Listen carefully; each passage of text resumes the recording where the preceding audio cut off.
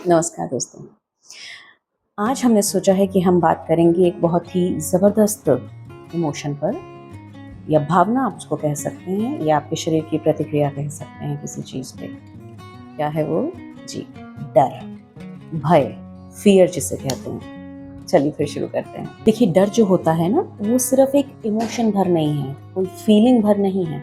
वो हमारे शरीर का एक बिल्ट इन अलार्म सिस्टम होता है। जभी भी हमें डर लगता है तो हमारा जो शरीर होता है, हमारा दिमाग सिग्नल देता है हमारी ग्रंथियों को कि आप कुछ सर्टेन हार्मोन्स जो स्राव होते हैं उन्हें सिक्रीट करेंगे, जिससे हमारे शरीर की कुछ जो प्रतिक्रियाएं होती हैं, जो फंक्शन होते हैं वो बढ़ जाते हैं। जैसे कि दिल की धड़कनें, जैसे ही वो स्राव सिक्रीट होते हैं दिल की धड़कन बढ़ जाती है, सांस लेने की जो कैपेसिटी होती है वो बढ़ जाती है, आपकी जो मसल्स होती हैं वो टेंस हो जाती हैं। ये सब किस लिए होता है? ये सब होता है वो जो डर पैदा हुआ है जिस खतरे से, उस खतरे से लड़ने के लिए।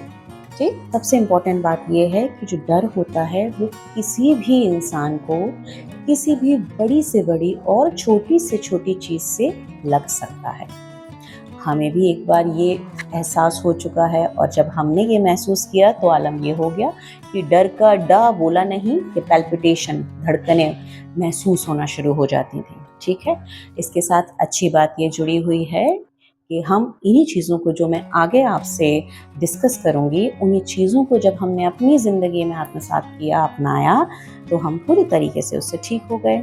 तो कोई भी, बल्कि हर एक कोई इससे ठीक भी हो सकता है, इस स्थिति परिस्थिति से बाहर भी निकल सकता है। चलिए अब शुरू करते हैं इस इम्पोर्टेंट टॉपिक को डिस्कस करना। तो देखिए, अभी हमने ये बात कर ली कि डर लगना एक प्राकृतिक प्रक्रिया है हमारे शरीर की। प्रॉब्लम कब आती है, मसला कब बनता है? जब ये डर हमें बिना किसी वजह के लगने लगे या हर छोटी छोटी बात पे लगने लगे, जिनसे हमें कोई खतरा प्रैक्टिकल तौर पे नहीं है, लेकिन तब भी हमारा दिमाग ये सिग्नल दे कि ये तो खतरे की बात हो सकती है ना? जब यही चीज़ लगातार लंबे समय तक इंसान महसूस करता है तो उसका शरीर और दिमाग बहुत ही ज़्यादा प्रभावित होने लगता है और खतरे में आने लगता है, उसकी तबीयत बिगड़ने लग जाती है। ठीक, इससे बहुत से नुकसान वो अपने जीवन में महसूस करने लगता है, जिनकी सीवियरिटी कई बार बहुत ज़्यादा से कम भी हो सकती है, थोड़ी थोड़ी। जैसे कि छोटी छोटी चीज़ों में कोई भी बात एकदम से हुई तो इंसान की धड़कनें बढ़ जाना, किसी भी बात को सोच के इतना लंबा सोचते रहना कि इसमें कहीं ये गड़बड़ ना हो जाए, कहीं वो गड़बड़ ना हो जाए, किसी पे भी आसानी से भरोसा ना कर पाना, आत्मविश्वास की कमी आने लग जाती है। आप किसी भी मुद्दे पे, कोई भी कार्य करने पे अपने आप को सहज महसूस नहीं करते हैं। आप किसी भी चीज़ से जुड़ी दुर्घटनाओं को पल पल पे महसूस करने लगते हैं। आपका दिमाग हाइपर एक्टिव हो जाता है। उससे होता क्या है कि आपकी जो इम्यून सिस्टम है वो कॉम्प्रोमाइज़ हो जाता है, आपकी नींद बहुत बेकार हो जाती है और आगे चल के आपके रिश्ते, आपका काम, आपका कॉन्फिडेंस, सारी चीज़ों पर इसका बहुत ही बुरा प्रभाव पड़ता है। जनरली हम लोग कह देते हैं ना, एंजाइटी और पैनिक अटैक होना शुरू हो जाते हैं। तो ये सब चीज़ें जो होती हैं, मोटी मोटी बात ये है कि इंसान मर मर के जीने लग जाता है। शॉर्ट में इससे जुड़ी सारी समस्याओं की बात कर ली। अब हम बात करेंगे उन अच्छी चीज़ों पे, उन कंस्ट्रक्टिव नेचर को और थेरेपीज़ को और टैक्टिक्स को अपना के, जिससे कि हम इससे बाहर निकल पाएँ। जो डर नाम का बैरियर है उसे हम अपनी सोर्स ऑफ स्ट्रेंथ कैसे बना सकते हैं, जिससे कि हम अपने जीवन को एक खुशहाल तरीके से, एक आत्मविश्वास के साथ बिंदास होकर जी सकें। ये जो डर होता है ना, ये बड़ी स्वाभाविक प्रक्रिया है और ये कई मायने में हमारा बचाव करती है। चीज़ों की असलियत को, उनकी एक्चुअल जो फैक्ट्स हैं उनको जानने में मदद करती है और इस तरीके से बहुत से मसलों पे हमारा बचाव भी करती है। प्रॉब्लम तब आती है जब बैलेंस बिगड़ जाता है, जब हम उससे जुड़ी परेशानी को ठीक से आंक नहीं पाते हैं और तुरंत हमारी बॉडी, हमारा दिमाग उस चीज़ के लिए नेगेटिव वे में रिएक्ट करने लगता है, डिफेंसिव वे में रिएक्ट करने लगता है। चलिए, तो इसको समझने के लिए हम इसको दो कैटेगरीज के साथ डिस्कस करेंगे, जिससे कि आसान हो जाएगा कि हमें क्या क्या चीज़ें किस किस स्तर पे करनी है। फिर अगर हम फिजिकल एक्टिविटीज़ की बात करें, ये वो सारी चीज़ें हैं जो कि जानते हम सब लोग हैं, लेकिन इंसान होने के नाते हम लोग बड़े लापरवाह होते हैं। अक्सर हम लोग शुरू नहीं करते और अगर शुरू कर देते हैं तो उसको कंटिन्यू नहीं रखते हैं, जिसकी वजह से डिज़ायर्ड रिजल्ट नहीं आ पाते हैं। इसमें सबसे पहला क्या रहेगा? सबसे पहला रहेगा डीप एंड स्लो ब्रीदिंग। ये बेहद इम्पॉर्टेंट और फ्रूटफुल एक्टिविटी होती है, इस पर ध्यान नहीं देते हैं लोग। ये जब हम करते हैं तो जो हमारा पैरासिम्पैथेटिक नर्वस सिस्टम होता है वो एक्टिवेट हो जाता है, हमारा दिमाग काम और कंपोज हो जाता है। ठीक, उसके साथ हमारा जो स्ट्रेस लेवल होता है वो कम होने लगता है। रेगुलर एक्सरसाइज, देखिए कोई भी एक्सरसाइज आप करें, कोई बंदिश नहीं है। आप वॉकिंग करते हैं, रनिंग करते हैं, डांसिंग करते हैं, योगा करते हैं, स्ट्रेंथ ट्रेनिंग करते हैं, कुछ भी करते हैं, लेकिन फिजिकल एक्टिविटी इज मस्ट। जब हम फिजिकल एक्टिविटी करते हैं तो कुछ अच्छे हार्मोन्स रिलीज होते हैं जो हमें अच्छा फील करवाते हैं, और फिर शरीर पे जब उसके असर दिख रहे होते हैं तो बल्ले बल्ले हो जाती है ना। तीसरी चीज़ है आपकी नींद। देखिए नींद इतनी इंपॉर्टेंट, इसलिए कम से कम 6-7 घंटे की नींद तो लेनी ही चाहिए। नींद इतनी इंपॉर्टेंट इसलिए होती है क्योंकि ये जो नींद होती है यही वो समय होता है जब हमारी दिमागी परेशानियों को, शारीरिक परेशानियों की मरम्मत हो रही होती है।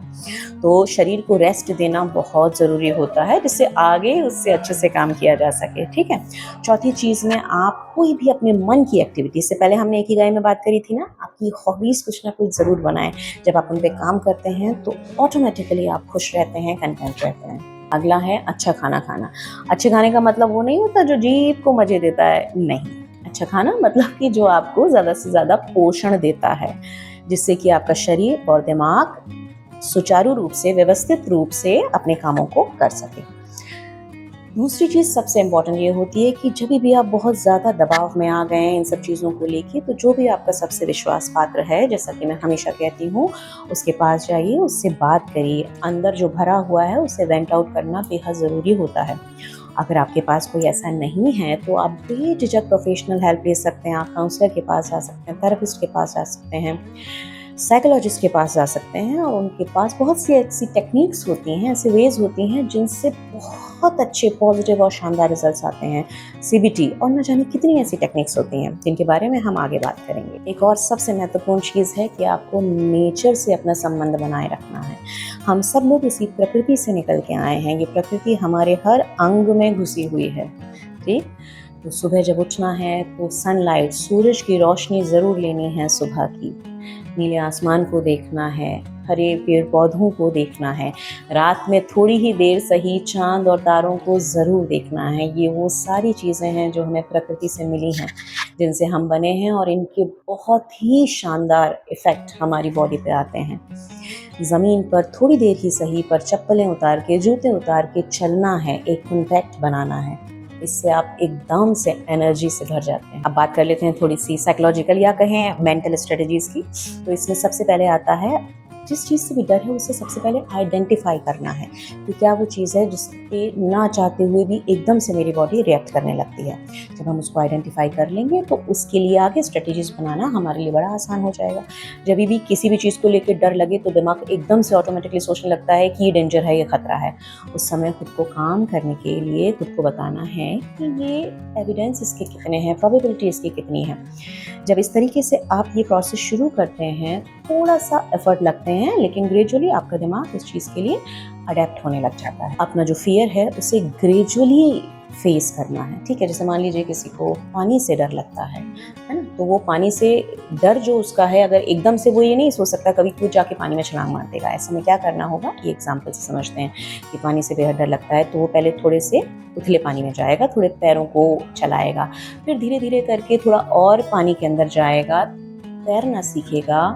पानी के संग उसके दिमाग को ये सिग्नल मिलने लग जाएंगे कि यार पानी पानी पानी, ऐसा भी कोई खतरे वाली बात नहीं थी, देखो मैं इसमें आराम से रह पा रहा हूँ, स्टैंड कर पा रहा हूँ। आपका दिमाग जब सेफ फील करने लग जाएगा तो आपके डर का जो स्केल होता है वो धीरे धीरे कम होने लग जाता है। इसीलिए अपने डर को gradually step by step face करना है। ठीक है, उससे एकदम से भागना भी नहीं है और एकदम से उसमें कूद भी नहीं जाना है। ऑलवेज रिमेंबर, जो संतुलन है वो ही हर चीज़ का निवारण है। और अंत में हमेशा इस बात को याद रखिए कि हम डर से जितना भागते हैं वो हमारे लिए उतना ही बड़ा होता जाता है।